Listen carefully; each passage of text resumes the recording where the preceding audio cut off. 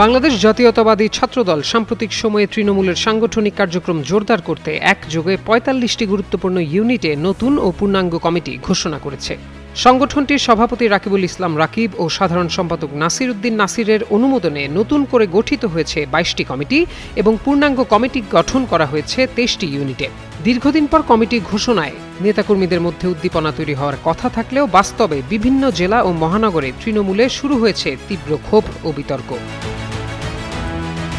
পদবঞ্চিত নেতাদের অভিযোগ, হঠাৎ করে নতুন মুখদের নেতৃত্বে আনা হয়েছে এবং অনেক ক্ষেত্রে নিয়মিত ছাত্রদের বাদ দিয়ে অছাত্র, বয়স্ক ও সুবিধাবাদীদের গুরুত্বপূর্ণ পদ দেওয়া হয়েছে।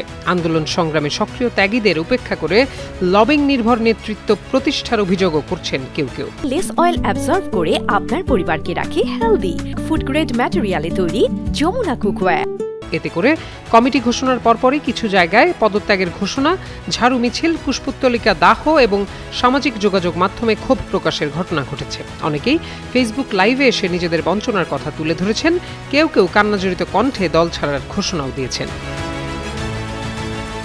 নোয়াখালী, লক্ষ্মীপুর, ময়মনসিংহ, কুমিল্লা ও রাঙামাটি সহ বিভিন্ন এলাকায় বিভক্তি ও কোন্দল স্পষ্ট হয়ে উঠছে। কোথাও বহিষ্কৃত বা বিতর্কিত ব্যক্তিকে পদ দেওয়ার অভিযোগ উঠেছে, আবার কোথাও দীর্ঘদিন ধরে সক্রিয় থাকা নেতারা জায়গা না পেয়ে হতাশ হয়েছেন।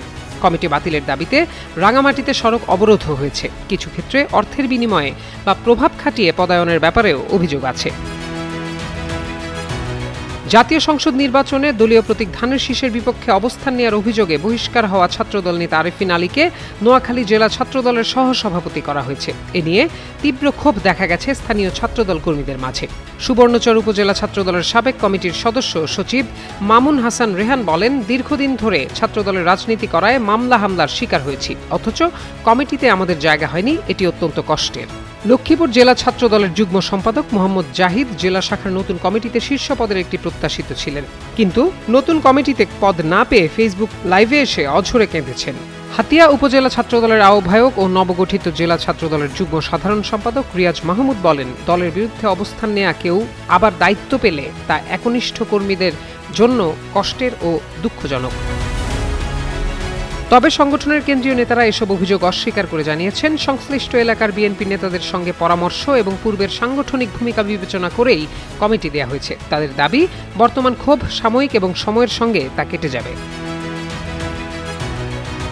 বিশ্লেষকদের মতে, দ্রুত সমাধান না হলে অভ্যন্তরীণ কোন্দল আরও বাড়তে পারে এবং তা ভবিষ্যতে সংগঠনের রাজনৈতিক কার্যক্রমে নেতিবাচক প্রভাব ফেলতে পারে। অনেকেই মনে করছেন, সংগঠনটির অভিভাবক তারেক রহমানের দ্রুত ও কার্যকর হস্তক্ষেপ এ পরিস্থিতি নিরসনে গুরুত্বপূর্ণ ভূমিকা রাখতে পারে। এমন তথ্য দিয়ে রোববার একটি প্রতিবেদন প্রকাশ করেছে দৈনিক কালবেলা।